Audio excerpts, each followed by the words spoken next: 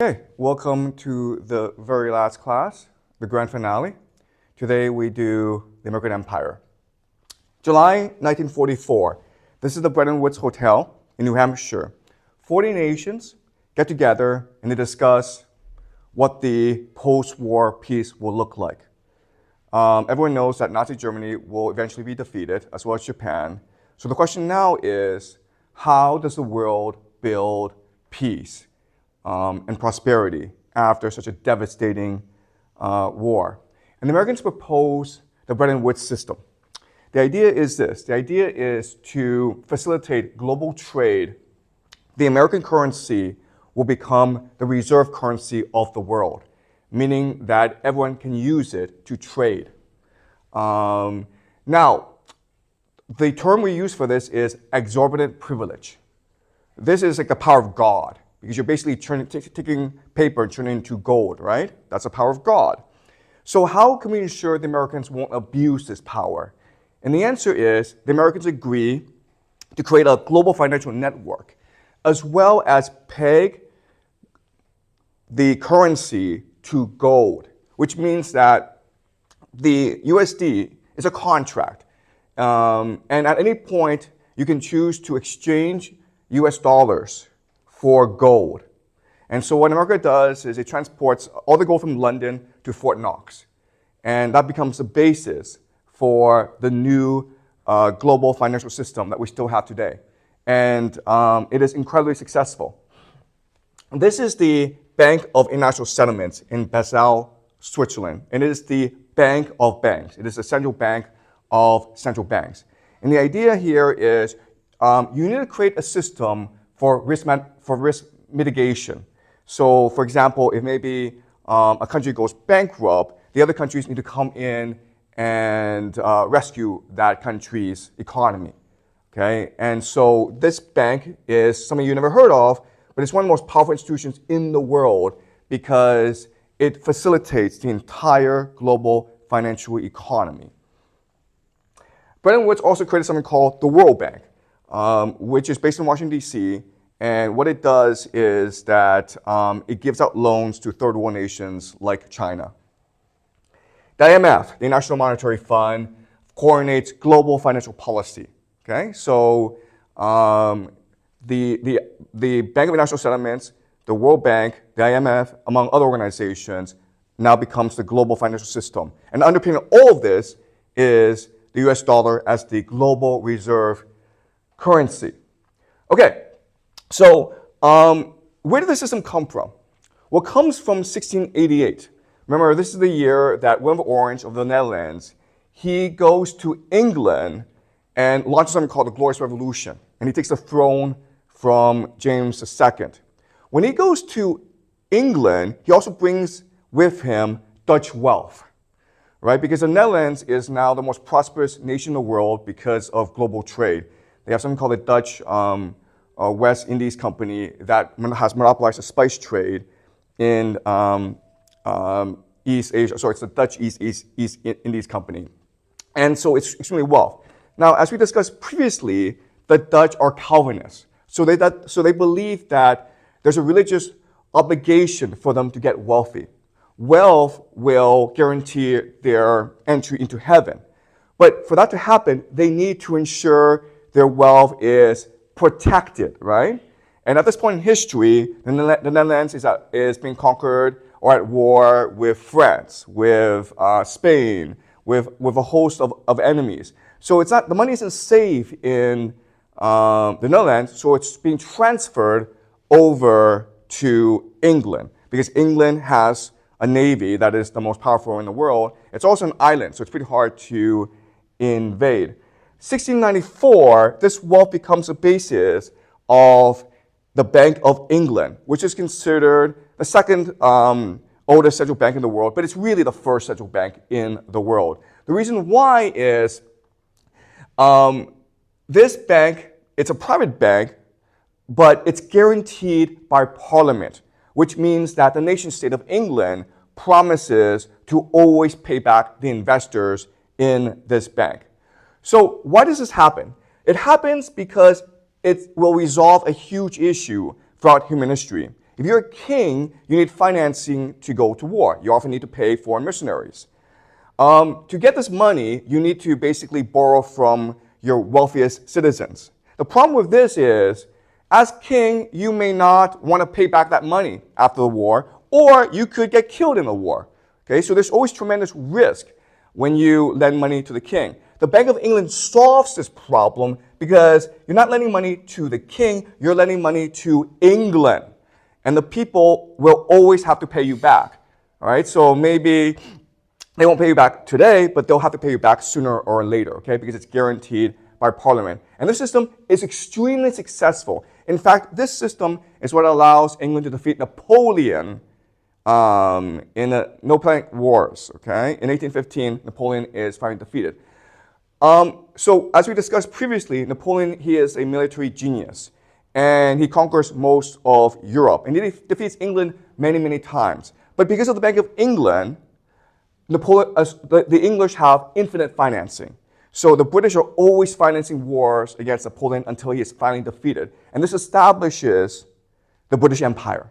Okay? So after the defeat of Napoleon and France, Britain becomes the global hegemon. And the Bank of England now becomes an imperial bank. And the power of this is, before, when you go and conquer a country or a nation, you're always afraid of rebellion. Right? You're always afraid of local elite getting together and overthrowing you. But the Bank of England solves this problem. Why? It solves this problem because now the local elite can take their corrupt earnings and put it in the Bank of England. All right? So now the elite have an incentive to work with the British to maintain their empire. And that's how Britain was able to build the world's first truly global empire and able to maintain such harmony and stability within the empire for such a long time. Okay? The secret was international finance as embodied by the Bank of England. Okay? So let's summarize the history of central banking. Okay? It's complicated, but we need to understand this history if we understand today's world. First important idea is the Dutch Calvinists, they have a religious obsession with storing wealth. Okay? Remember, we discussed this, right? The Protestant religion demands that you get rich. The Parliament of England guarantees this wealth, thus giving England infinite financing for wars. This is important because if Parliament is willing to guarantee financing, not only can it use all this wealth stored in the Bank of England, but it can also generate new wealth from investors overseas as well. Okay? Third idea, this financing, infinite financing, allows Britain to defeat Napoleon. Fourth, the Bank of England stores wealth of corrupt local elites, allowing for stability and harmony within the empire. Now, this is important. What will happen next is America will emulate this model and create something called the Federal Reserve in the year 1914. So the idea of the Federal Reserve is you have all these provincial banks around America. They get together and decide that we as private banks will convince the government, the Congress, to give us a power to print money. How do you print money? You issue loans, okay? When you issue loans, you're just basically putting money into the system, okay? So, in 1914, they developed the Federal Reserve System. And after World War II, America is now able to export this Federal Reserve System all around the world by creating independent central banks in each nation and having these central banks work together to create more wealth for their investors. So this is something really important you have to understand. Nation states compete against each other, but independent central states, all of these nation states, work together because that way it's easier for them to generate wealth for their investors, okay? To grow capital, private central banks coordinate rather than compete. They are parasites that feed off the nation state, okay? So this is a really important idea that no one understands. The nation state is responsible for protecting this wealth, and the central banks can use the resources of the nation state to feed its capital growth. Okay? And this is the modern financial system that we have today. The central banks basically rule the world. All right? Okay, so this is Carroll Quigley, and he wrote a book called Tragedy and Hope, which I highly recommend. He was a Georgetown professor. He was Bill Clinton's favorite professor at Georgetown. And in his book, he explains how this financial system works, okay? So let's read it very carefully. And he's talking about the 1920s. After World War I, the powers of financial capitalism had another far-reaching aim, nothing less than to create a world system of financial control in private hands, able to dominate the political system of each country and the economy of the world as a whole. This system was to be controlled in a feudalist fashion by the central banks of the world, acting in concert by secret agreements arrived at in frequent private meetings and conferences. The apex of the system was to be the Bank for International Settlements in Basel, Switzerland, a private bank owned and controlled by the world's central banks, which were themselves private corporations. Each central bank, in the hands of men like Montague Norman of the Bank of England, Benjamin Strong of the New York Federal Reserve, Charles Riss of the Bank of France, and Helmut Schacht of the Reichsbank, sought to dominate its government by its ability to control treasury loans, to manipulate foreign exchanges, to influence the level of economic activity in the country, and to influence cooperative politicians by subsequent economic rewards in the business world. Okay, so in today's world, it's the central banks acting in concert that dictate financial, economic, and political policy all around the world. All right, so how can we understand central banks? Well, the main function of central banks is to control the money supply.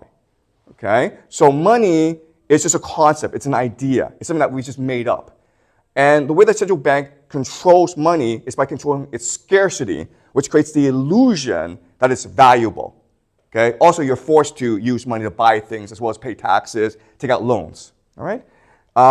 And they control the interest rate, which is the cost of borrowing money. So another way of saying this is, one mechanism the central bank has to control the economy is by lowering or increasing interest rates. If it lowers interest rates, it's just easier, cheaper to borrow money, right? So you can go buy a house or buy a car.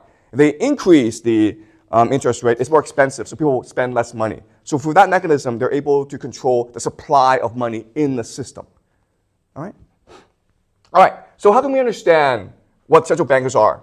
Well, I'll give you three possible metaphors, okay? And I think these are all legitimate. Central bankers are the ultimate priests.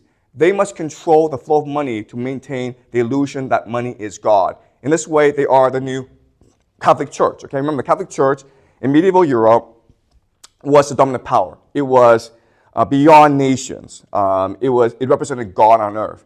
Well, that's what central bankers are today. But also, you can think of central bankers as the game masters. They must control the flow of money to motivate people to play the game. As we discussed when we discussed the Americans, today we live not in a civilization, but in a game where we're all individual players trying to make as much money as possible. And central bankers are the ones who control the rules of this game. Last metaphor is central bankers are drug pushers. To expand their dominance, they offer easy money, and once a country is addicted or bankrupt, they hijack the financial system, which means to privatize or make independent the central bank, okay? So how do central bankers work? Well, let's do an experiment, okay? Let's use a thought experiment. Let's just say I'm a central bank, and I'm trying to get you to become addicted to my power, right? So what I do is this. I say to you, hey, here's $10,000. And you're like, okay, and what do you want for $10,000? I'm like, nothing. Just go enjoy yourself. So you take that $10,000 and you go on vacation to Hawaii. You live in a 5-star hotel. You're really happy. You come back and you say, that was great. Can I get more money? And I'm like, here's $1 million. Go and enjoy yourself. And you're like, what do you want for it? And I'm like, nothing. Just go enjoy yourself. So you go, but this time you're smarter. You're like, no. This money is limited. I need to go and invest it if I want to generate more money, okay? Otherwise, I have to go back to the bank and get more money. So you start opening businesses, you invest in restaurants and ski resorts, who knows, okay? But you have all these investments. The problem is, you really don't know what you're doing. And you make these bad investments. And eventually, what you recognize is, you're in debt now. You had $1 million, but now you owe $10 million. So you come back to the bank and you say, listen, I need $10 million. I'm like, fine, but now you have to give me your soul. And you're like, you're just stuck, okay? That's how central banks work. I know this sounds terrible, but that's really how they work in the world, all right? So now I'll give you examples. All right. So what central banks do is they have the power of God. They're alchemists, basically, because they can take paper, which we know is worthless, and turn it into gold, which is what everyone wants.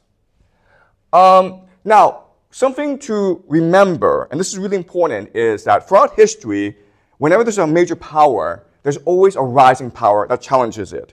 So in our world today, there's no nation state that can challenge the power of the central banks. But there are these technology companies that are arising that are trying to displace them from godhood, okay? So Bitcoin is something they've invented. It is the American military's fail-safe system in case the American government defaults on the debt and the US dollar loses its reserve currency status. So Bitcoin has been controlled by the American military along with certain technology companies, and they're trying to displace the USD. All right, so there's a conflict going on here. All right, also, artificial intelligence will be used to create the illusion of God, right? Why is there so much investment interest in artificial intelligence? Because even though it doesn't really work that well, it can trick people into believing it is God, that it is omniscient, that it is always right, that it is the ultimate authority. Last example is social media, video games, and porn are the drug of the 21st century, okay? So in other words, these technology companies, they're really in the process of creating a matrix in which we just live in a simulation and we're all slaves to the simulation, okay? So this is something that we have to think about, how the central banks are in power, but there's always powers that are rising and which will challenge the power of the central banks. Okay, so how did we get this system? Go back to the year 1960, the world's divided into two, right? It's divided between the capitalist West and the communist East. Now, this is ultimately a war of ideology. It's really a question of which system, capitalism or communism, it's better for humanity. Well, we don't know the answer to that question, but we do know the elite prefer capitalism because capitalism gives them more power, gives them more wealth. So the elites both in China and the Soviet Union, they basically give up, okay? In 1991, the Soviet Union basically unconditionally surrenders, and this creates the complete dominance of the American system, the Pax Americana. So once America has domination, it now can spread its system throughout the world. This is Karl Popper, and he wrote a book called The Open Society. And in it, he questions grand ideologies because he believes that it's these grand ideologies like communism and fascism that have destroyed the world and which have led to World War II. He hates Plato, he hates Marx, he hates Hegel. He thinks these are the three totalitarian philosophers in human history. And so what he proposes is that the height of civilization is the Anglo-American civilization. Okay? The Germans and the Russians are bad because they are racist, because they are nationalistic, because they are grand in their vision. They're always trying to transform humans to shapes and things that are anti-human. But the Americans and the British, they are practical. They are utilitarian. They believe in evolution. Okay, and that's what Karl Popper believes the Anglo-American civilization is really the height of human civilization. But there's actually another way to understand the Pax Americana. And so the idea is, from World War II, we transferred the Pax Americana. And there are major differences, right? So World War II was about the nation state. That was the main constituent body of World War II. In the Pax Americana, what matters is the international rules-based order, which includes central banks, but also includes United Nations, right? World War II was about mercantilism. Mercantilism is that you only trade within your sovereignty, okay? You only trade with your colonies. But Pax Americana argues for global free trade. Global free trade will lead to prosperity in the world. World War II argues for unity of will, and Pax Americana argues for consumerism, okay? The unity of will is the idea that we must be a whole, that the constituent parts together are less than the whole, okay? Consumerism is just individuals should just go and spend money and enjoy their life. And don't worry about big problems like the nation state, end of history, these ideas. All right. In other words, what's happened in our world is the world's gone from one that focused on civilization to a game. In a civilization, people are citizens who sacrificed themselves in order to obtain glory, okay? So think of Achilles, right? Achilles went to Troy because he was a competition among his other Greeks to seek eternal glory, okay? But in the game, we're all individual players who are trying to make as much money as possible. Now, in theory, you're taught that, okay, the best way to do that is to work hard, be smart, be talented, create something innovative, right? But in reality, the best way to make money is by cheating, okay? What is cheating? Cheating is basically creating a monopoly. And then everyone's just forced to pay as much as you want, okay? So John Rockefeller, Bill Gates, these were all monopolists, and they were the wealthiest people in human history, okay? All right, so after World War II, America is the only major industrial nation left standing. And America uses the opportunity to rebuild both its economy as well as the global economy. And it does so by transferring its wartime economy into a peacetime economy. Okay, in a wartime economy, you are manufacturing goods at mass, right? When a peacetime economy, you're also doing that. The problem, though, is now that you have peace, who's going to buy these products? So what America did was it basically said to Europe, we'll make these products, these manufactured goods, these cars, and you will buy them. Europe's like, we have no money. And America's like, don't worry about it. We'll lend you the money, okay? And so this worked out really well for America. If you were a white high school graduate, male in America in the 1950s and 60s, 70s, you had the best life. You lived better than the nobility of Rome, okay? This is just a guy, he could be a salesperson, he could be a clerk, he could be a factory worker, but he had a car. In fact, he probably had 2 cars. He had his own house. His wife didn't have to work, and he could send his 3 kids to college. Also, they could take 1 or 2 vacations a year to Europe. It was really the best life. And that's what the Pax Americana created, okay? Prosperity and peace for the American middle class. But the problem is that over time, the Germans started to catch up. The Germans were destroyed in World War II, so they were incentivized to work together, to work hard, to rebuild their civilization. And German manufacturing became famous throughout the world, as did Japanese manufacturing, okay? So now what's happening is, because of the superiority of German and Japanese manufactured goods, America was transitioning from a creditor nation, where everyone owed it money, to a debtor nation, where its consumers were buying things that they couldn't really afford from overseas, okay? And again, America could do so because America had the US dollar as the reserve currency.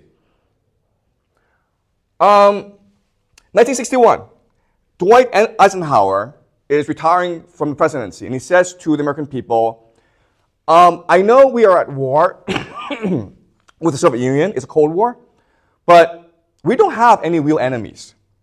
Our enemies are all internal. There is currently in place something called the military-industrial complex. They employ millions of people, they manufacture weapons, and they're intent on war. They are our true enemy.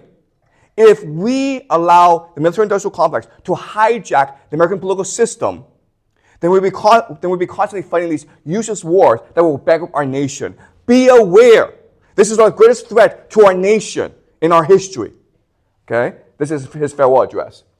The potential for the disastrous rise of misplaced powers exists and will persist. We must never let the weight of this combination endanger our liberties or democratic processes. Okay? He's talking about the military-industrial complex. And it proved present and prophetic because after he retired, America will start engaging in wars around the world that it could neither afford nor could it fight properly, and it bankrupted America. The most famous example is the Vietnam War, okay? Where America lost about 50,000 soldiers and killed millions and millions of Vietnamese civilians. It was a pointless, brutal war that almost bankrupted America. And it almost caused a civil war in America, right? At this time, America was also competing with the Soviet Union in the space race, right? So in 1969, America sent a man to the moon. And this is a real picture, okay? Now some of you might be like, some of you who might be conspiracy theorists, okay? Not me, but some of you might be conspiracy theorists say, wait a minute here. Why is the lighting perfect on the moon, right? And why are there no stars in space? And why is this flag floating around, okay? Conspiracy theorists would ask these questions. I don't ask these questions because I'm not a conspiracy theorist. Just so we're completely sure, okay? Also at this time, Lyndon B. Johnson announced the Great Society, which was this fantastic social program to ensure that each and every American had an opportunity at the American dream. Okay, so you had free healthcare for the elderly. You had programs like Head Start. It was fantastic, but it's also really, really expensive. So if you are a nation like France, you're like, you know what? America is sending people to the moon. It's fighting all these pointless wars, and it's building all these great social programs for its population. Does America have the money to do this? In other words, is it possible that the U.S. currency, the U.S. dollar, is no longer able to repay its obligations? That's why France, under Charles de Gaulle, sent warships to America in the mid-60s to repatriate its gold. It's afraid that America will go bankrupt. And this proved very, very wise. And after France did this, there's now this fear among Americans that every nation will do this. And then every nation did this, America will go bankrupt, right? That's why in the year 1971, Richard Nixon announces the US dollar will no longer be tied to gold, which means that you can't use US dollars to buy gold anymore. Which means what? Which means the US dollar is based on nothing. The value of the US dollar is now based primarily on people's faith in its value. Okay? So this leads to a lot of problems like inflation and oil shock. So to solve this problem, in 1973, Nixon signs an agreement with Saudi Arabia. Basically, the agreement is that from now on, Saudi Arabia, which is the world's largest oil exporter, will only take payments in US dollars. And whatever savings that Saudi Arabia has will be invested in US treasuries. Okay? So this is what we call the petrodollar. And the idea here is now the value of the US dollar is tied to the value of oil, okay? You can always exchange US dollars for oil. But then Nixon did something that was extremely clever. He went to China, okay? So for the longest time, China and the United States were at a Cold War. Americans basically isolated China. So in 1972, Nixon visited Mao Zedong. Why? The answer is very simple. Because he needed more consumers to buy US dollars. Does that make sense? He needed people to want US dollars. He needed to create a US dollar addiction.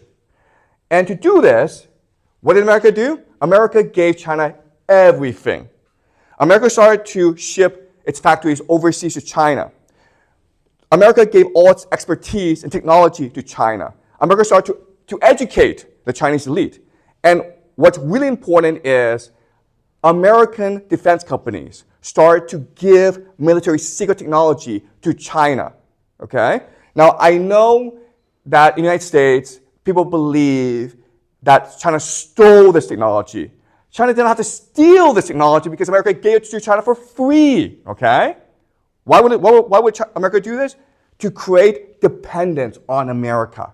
Because once the dependence is created, then Chinese will want US dollars. Okay? The intention has always been to create a market for US dollars in order to prop up the US currency. Okay? Does that make sense? So Saudi Arabia gave its oil to the United States, and China gave its labor, okay, its most precious commodity, to the United States in exchange for US dollars. All right, so why is this important? Let's look at the case of Japan. The year is 1985, okay? And this is something called the Plaza Accord. The Plaza Accord was between the central bankers and the finance ministries of different nations, but primarily between the United States and Japan. Japan at this point was an export powerhouse. It was the second largest economy in the world, high savings rate. People really didn't want to buy American goods, but Americans love Japanese goods. Okay, so it's creating this trade imbalance. And Japan was growing and becoming an economic powerhouse.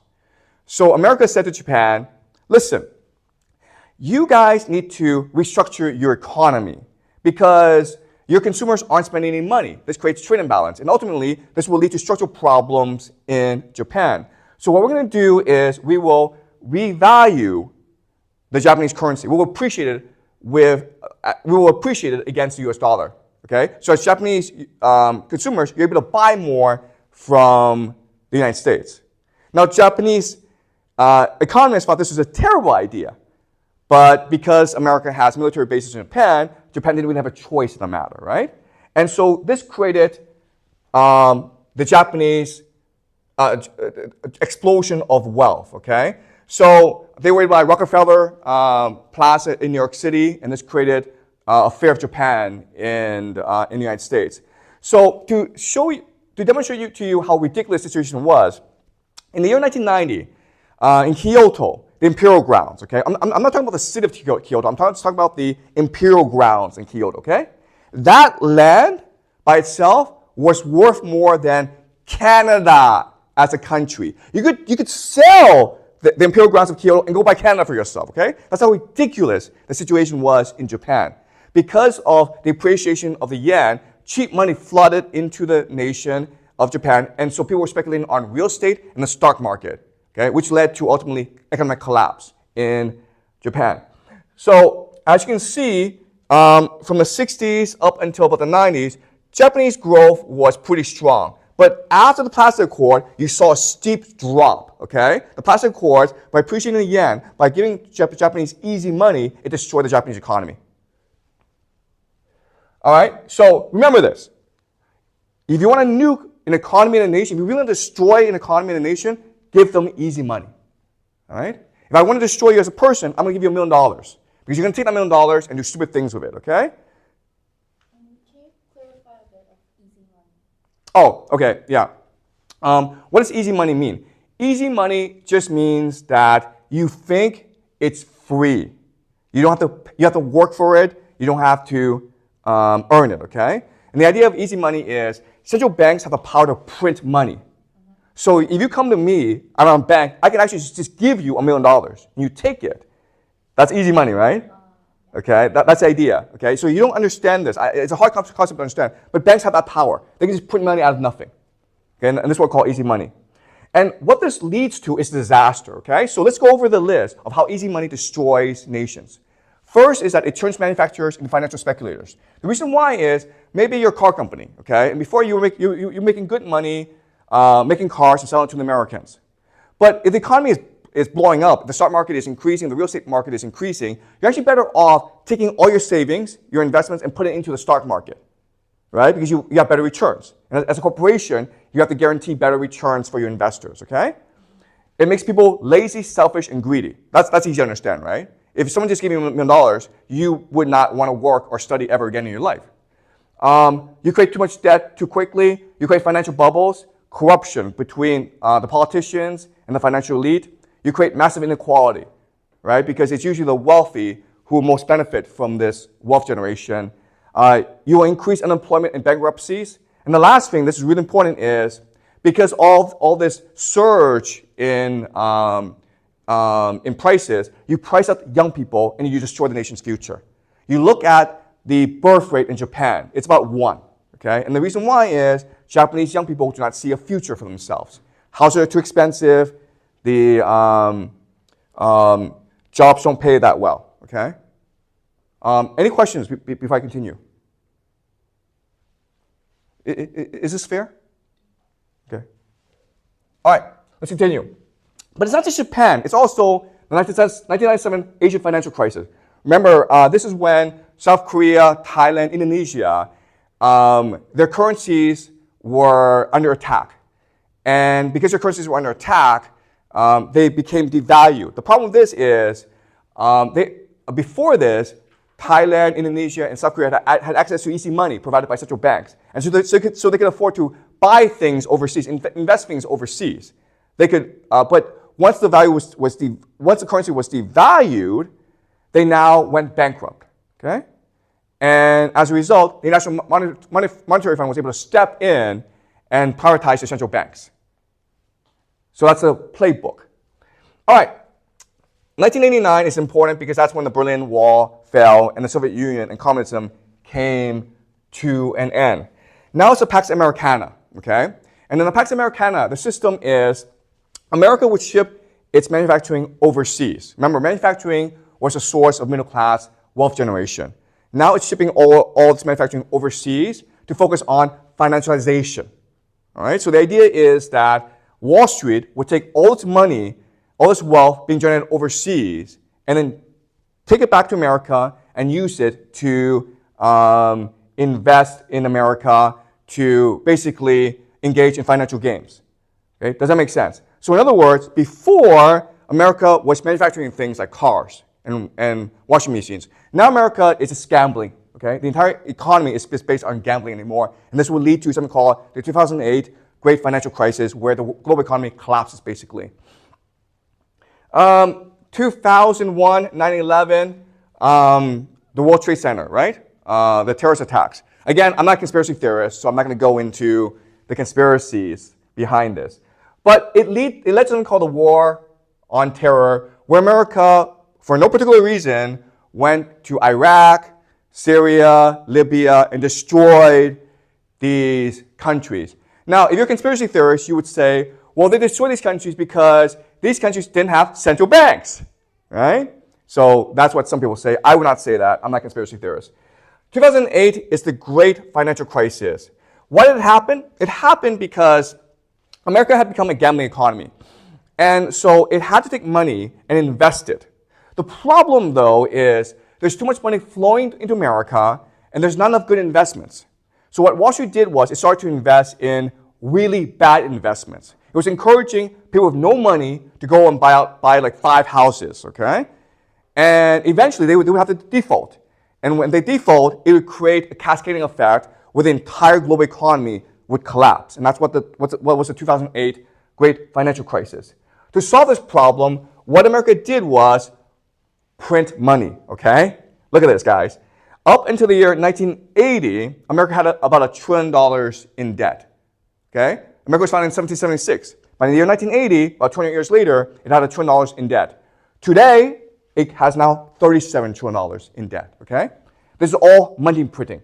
Starting about 2008, boom, you see the steep curve going all the way up, all right? The economy in America right now is really screwed up. The reason why is the stock market is worth twice as much as the real economy. Okay, that makes no sense at all. The total value of the U.S. economy is half of that of the stock market. Okay, so this shows you that right now America is living in a fantasy. It's a make-believe economy.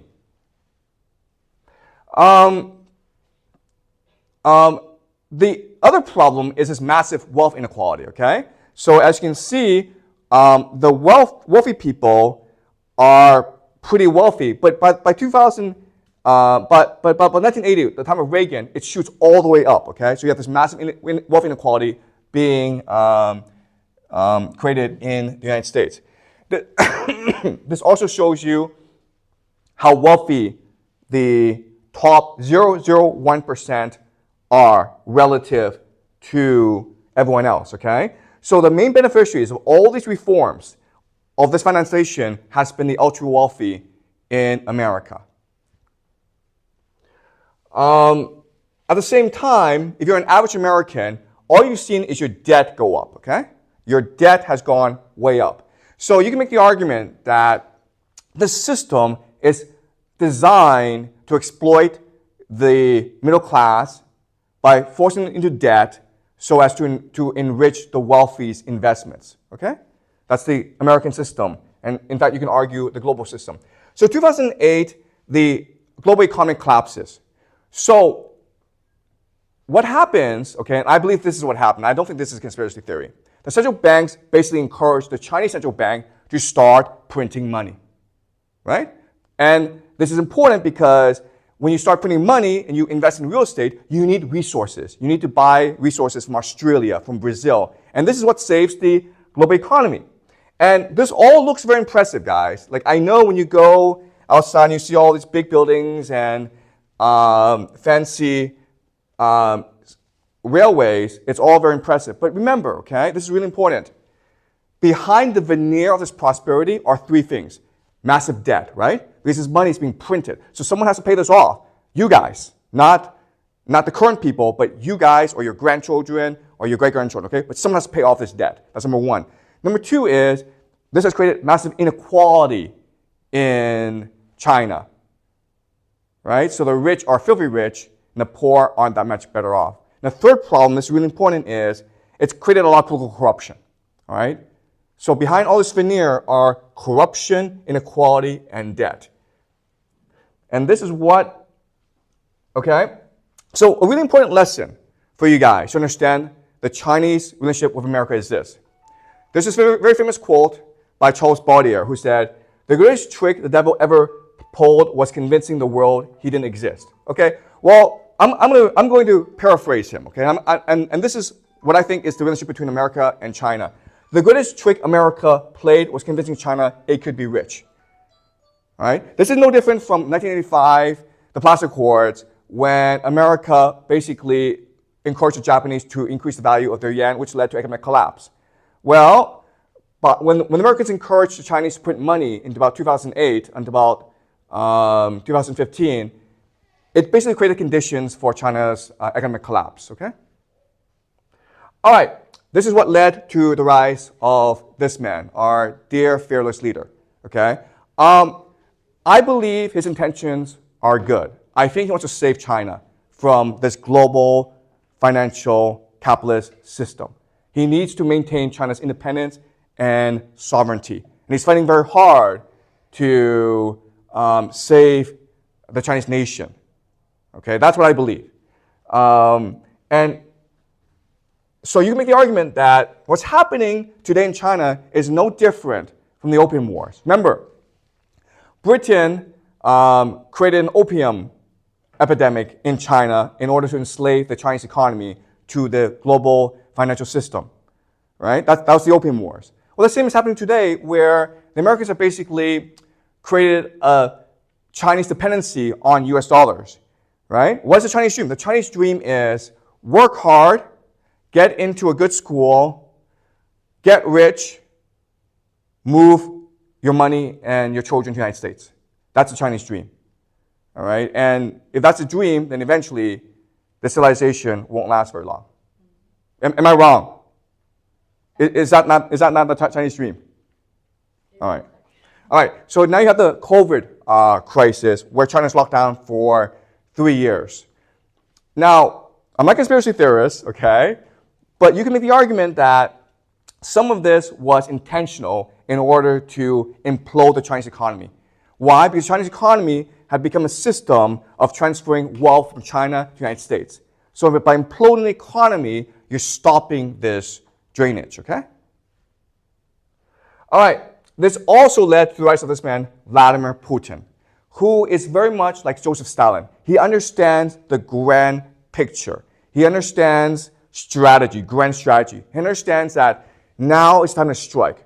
Why? Because America has created this crazy, fantastical system, right, where there's a hierarchy of prices.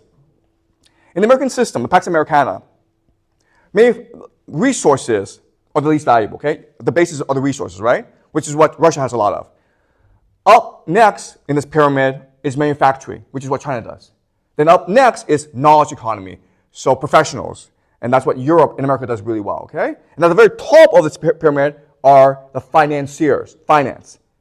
And that's what Wall Street dominates, okay? So this is the pyramid of the world that we live in. And what Putin said is this. What Putin said is, you know what?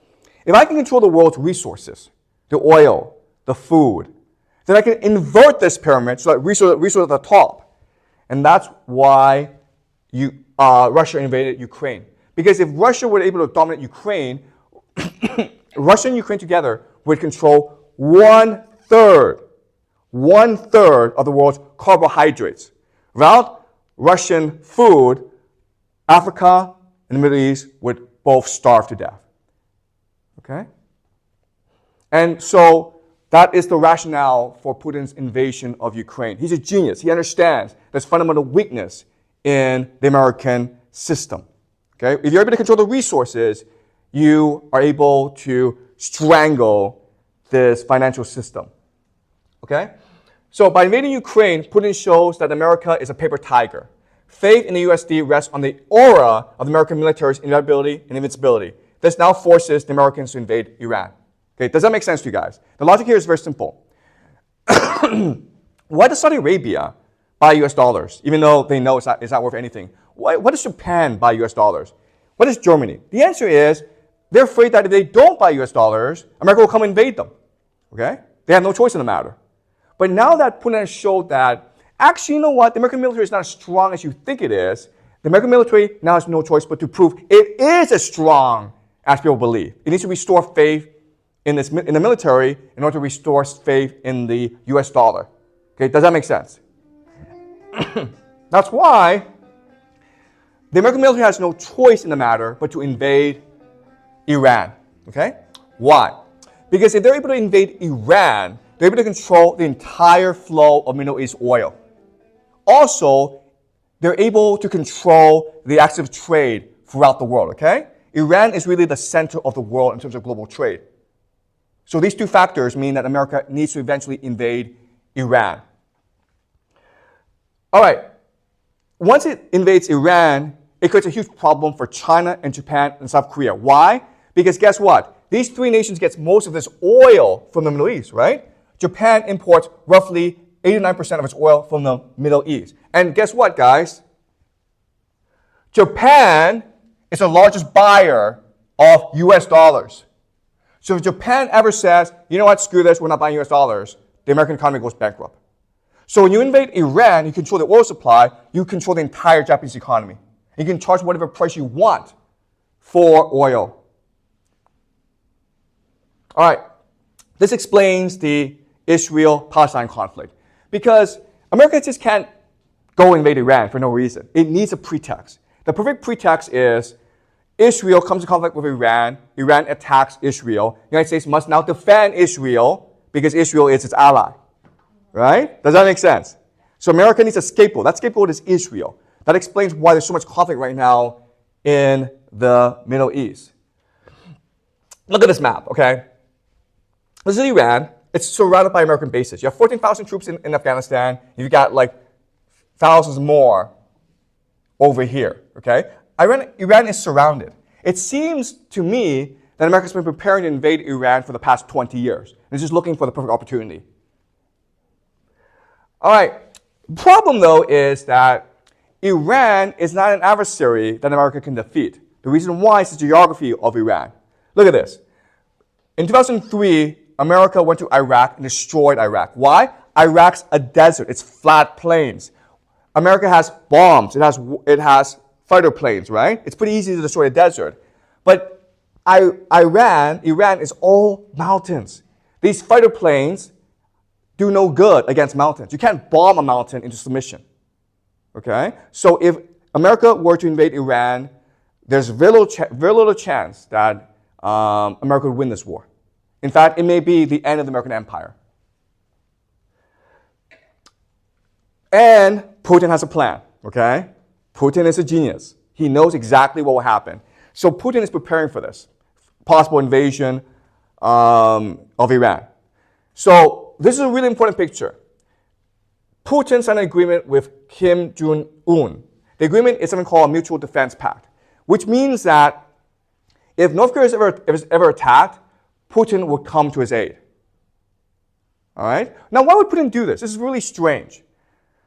The answer is this. The answer is, if America attacks Iran, he needs to throw America off balance by creating a conflict somewhere else. The best place to create a conflict would be Southeast Asia, right? Now, you would think, wait a minute here. Putin and China are best friends. If America invades Iran, then China may invade Taiwan. But I've already told you this. China is dependent on the American economy. So I do not believe this will happen. Okay? And Putin is fairly certain this won't happen either. That's why he's now best friends with Kim Jong-un. Because Kim Jong-un if he were to menace South Korea, that would throw the American military off balance. Because now there is war on 3 fronts: Ukraine, North Korea, and Iran. Okay? That's the grand strategy of Putin. This is his trump card. Okay, does that make sense? All right. Now, what I'm saying here is this. I'm saying, like, I know there's a lot of conflict now between China and America. There's a trade war going on. But I think this will pass. I think there'll be a rapprochement between China and America because both economies are dependent on each other. Right? So I think this friendship between Putin and China won't last very long. There's also really a lot of geopolitical reasons why this friendship won't last very long, right? Because China and Russia have a lot of geopolitical conflicts, right? They share a border. They're trying to vie for influence in in Central Asia. There's lots of reasons why, in the long term, China and Russia will eventually have to break apart, which means that Putin now sees his best friend could be Germany. Okay, this I think are going to be the 2 big geopolitical surprises in the next 5 years. First of all, America and China will become best friends, or not best friends, but they'll have a rapprochement. And then Germany and Russia will have a rapprochement. Okay? All right. So, Donald Trump, President of the United States, he wants a 3rd term, okay? He's creating, everything he's doing right now is because he wants to be king of the United States. He wants a 3rd term, okay, for a variety of reasons, okay? I won't go into many reasons, okay, but he's that narcissistic. He has to solve a problem. This problem is the national debt, right? It's now $37 trillion. You can't pay this off. You can never pay this off. But the theory is this. The theory is like, as long as you are the greatest military in the world, as long as you can go invade everyone, you don't have to pay this off. You can constantly increase this debt. Okay? That's the theory. This explains the U.S.-China trade war. Everything that we're seeing today is because Donald Trump needs to come to an agreement with China for a variety of reasons. Okay, the first reason is Trump wants to invade Iran, and so he needs to be on good terms with China. Okay? Another reason is he needs people to buy U.S. dollars. Right? And right now there's a lot of financial repression in China, meaning that you can't convert Chinese currency into U.S. currency. American investors aren't allowed to come to China and buy up the Chinese financial system. Trump wants China to open up. Trump needs to create more interdependency between China and the United States. Okay? And that's why, for Trump, Chinese citizens and students in America is the ultimate leverage point in negotiations. Ask yourself why this is happening. Why is it that your visas are being threatened? You want to go to the United States and spend a lot of money to get an American education. But Trump is saying, no, no, no, we get to go to your visa. Why is this happening? It's all part of negotiation, okay? There's no way that America will shut out Chinese students because America needs that money, okay? Well, without Chinese spending money in America, without Chinese wanting to purchase US dollars, the American economy will collapse. So there's no way that America will close its door to Chinese students. But it needs China to open up its economy furthermore to create more interdependency to save the US dollar, okay? All right, so where am I getting these ideas? Like, am I just making this stuff up? So in this class, what you're taught is that history tends to repeat itself. And by studying history meticulously and thoroughly, we can get insight into the future. So what I want to show you now is there's a direct analogy between what's happening today and what happened in Greece in about 400 BC, okay? This is Thucydides, and he wrote a very famous book called The History of the Peloponnesian War, which is what we discussed last semester. Now, the Peloponnesian War is a war between Athens and Sparta for hegemony on the Greek mainland, okay? So in 480, Athens and Sparta were best friends. They fought against Persia, which was invading the Greek mainland, and at the Battle of Salamis, the Athenians basically destroyed the Persian navy, and the Persians were forced to retreat. But there was always a threat that Persia over here would come back and invade Athens and Sparta, okay? As well, throughout the Aegean Sea are Greek islands and colonies that are afraid of Persian hegemony. So after the defeat of the Persians, the Athenians got together with these colonies and they created something called the Delian League. The Delian League is like NATO. It's a defensive alliance. If the Persians attack, then this alliance will defend together against the Persians.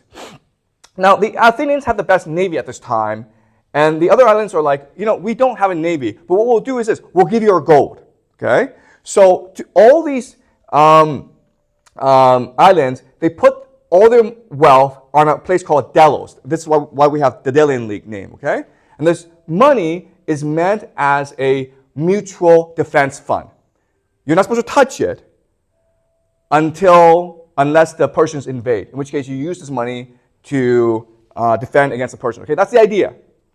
And this worked out well until the Athenians stole the money, right?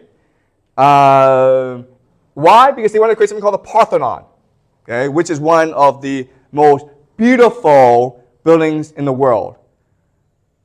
And within the building, it's the statue of Athena. It's pure gold. Okay, so the Athenians stole all this money from Delos, from their allies, and they built this Parthenon, and the wealthy were able to steal from the Parthenon in the construction process. And so the citizens of Athens became really wealthy. It's easy money, right? And remember, easy money destroys a society. And so this is what led to the Peloponnesian War, because after Athens stole this money, it didn't apologize to its allies. In fact, it forced its allies to continue to pay tribute to Athens. Athens became a mafia state, okay? A protection racket. If you don't give us money, then we'll come invade you. And so these allies started to encourage Sparta to attack Athens, and then that's what led to the Peloponnesian War, okay? So there are three major incidents from the Peloponnesian War that I want us to focus on. The first incident is in 428 BCE, a place called Mytilene, an island. They were a former Athenian ally who refused to pay tribute. So Athenians invaded and conquered it. And now the question is, what do you do now? How do you teach these guys a lesson? How do you ensure this doesn't happen again? So one faction in Athens said, let's kill all the men. Okay? Pretty simple, right? Let's kill all the men, and then we'll spread fear among our allies, and no one will rebel against it anymore. So they have a debate, and all the citizens say, let's kill them all. So they send a trireme, a ship, to the island and to give the orders to the Athenian soldiers to kill everyone. Well, not everyone, but the men, and enslave the women and the children. Okay? But after the debate, the Athenians started to talk amongst themselves, and a lot of them couldn't sleep. And they're like, this is wrong. We're Athenians.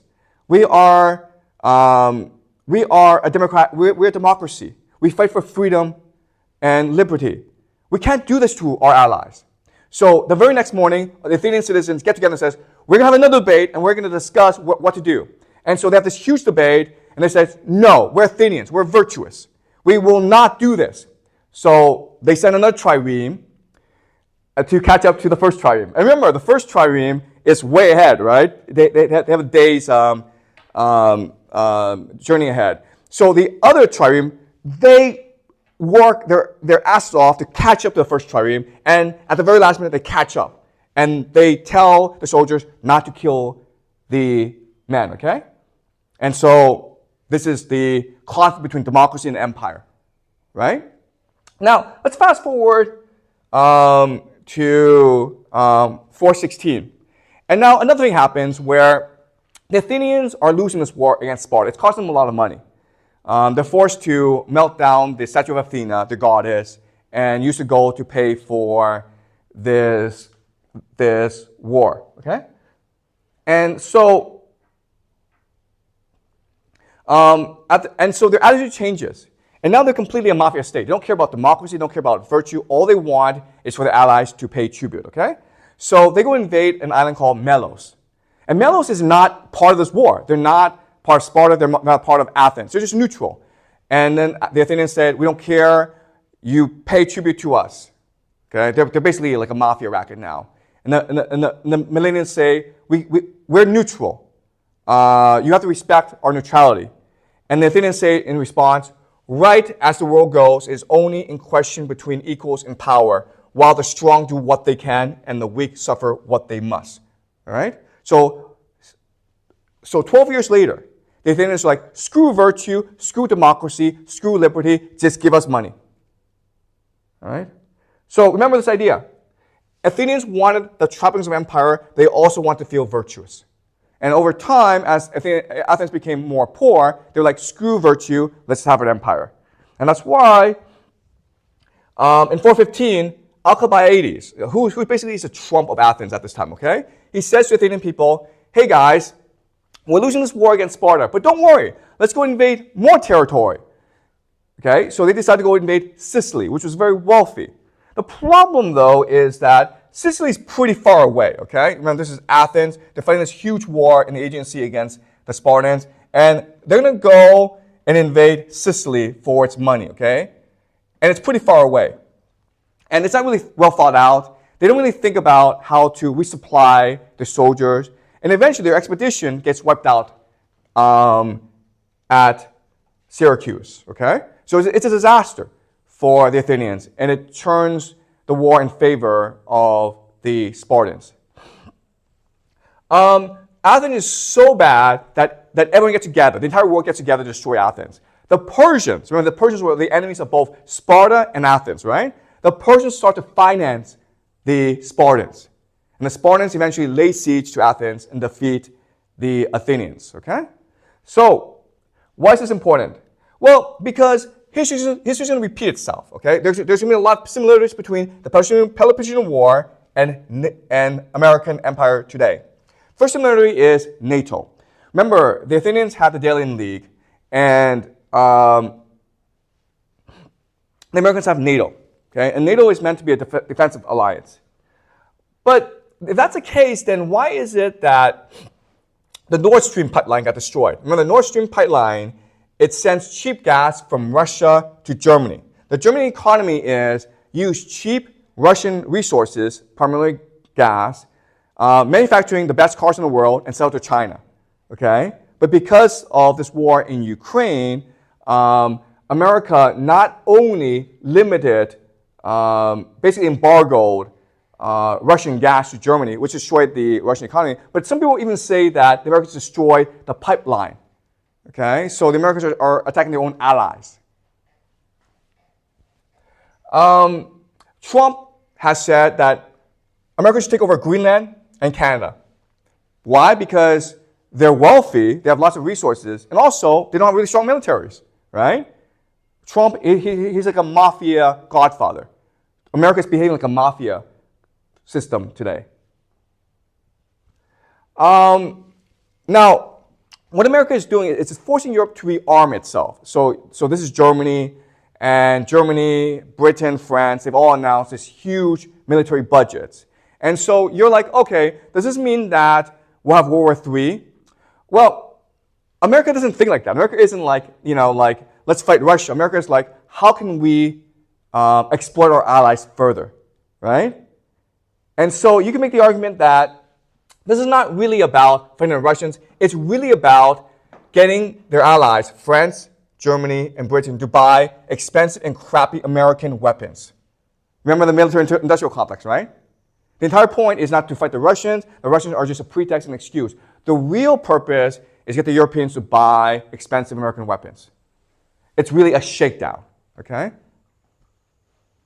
All right, so all around the world, there's protests about what's happening in the Middle East, right? These are huge protests, protesting what's happening in Gaza today. But ultimately, it's not going to matter, all right? Why? Because America's an empire. It's a mafia state. It needs to destroy Iran in order to maintain its power, okay? So Americans want the trappings of empire. They also want to feel virtuous. That's why there's conflict right now. Over time, as America becomes poorer and poorer, and more desperate, this virtue will go away. And the raw, brutal power of America will express itself throughout the world. And this will eventually lead us to the final conflict. the war between Iran and the United States. Iran has been preparing for a long time, okay? Ever since 1979, America's been preparing for a long time. This conflict is World War III. I cannot overstate how brutal this conflict will be. It will lead to fundamental changes in the world. Our lives will never be the same again. Everything that we've known in the past is now gone forever. And we have to prepare for a new future. So, I leave you with a message, okay? I know that this class has been depressing. You've been with me for a year now. It's been very depressing, okay? Because we've gone into the heart of darkness of humanity. And I know that the world looks more and more terrible. But remember this, okay? And this is my final message to you. Remember this. The greatest minds of humanity, which include Homer, Dante, Immanuel Kant, they've all told us this. They've all told us one secret of the universe, one message, which is this. The imagination is the animating force of the universe. Love is the unifying force of the universe. Okay? What this means is this. What this means is that in the darkest times, when all hope has been lost, when there's only despair, any of us, you, me, you, any one of us, can rise up, stand up, and be the light to lead humanity forward. Okay? And that's the task ahead of us if we are to save humanity in this darkest of times. Okay? So remember this. We all have the capacity to imagine. We all have the capacity to love. That's what makes us human. In the worst times, we must defend our own humanity. Okay? So that is it. Thank you so much.